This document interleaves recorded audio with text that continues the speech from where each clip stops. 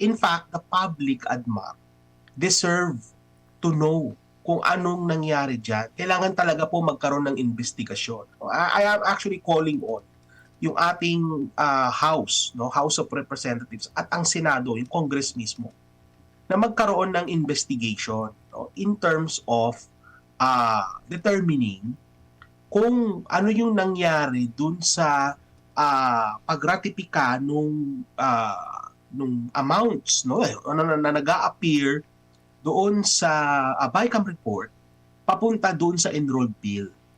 So kinakailangan magkaroon yan ng investigation kasi alam mo, hanggat walang nangyayaring investigasyon dyan, nagkakaroon talaga, Admar, ng agam-agam ang tao eh. Giisip ang mga kababayan natin na kung ano ba talaga ang nangyari dyan. Ngayon sasabihin natin na Congress ang mag-iimbestiga, sila rin ang mag-iimbestiga sa kanilang sarili.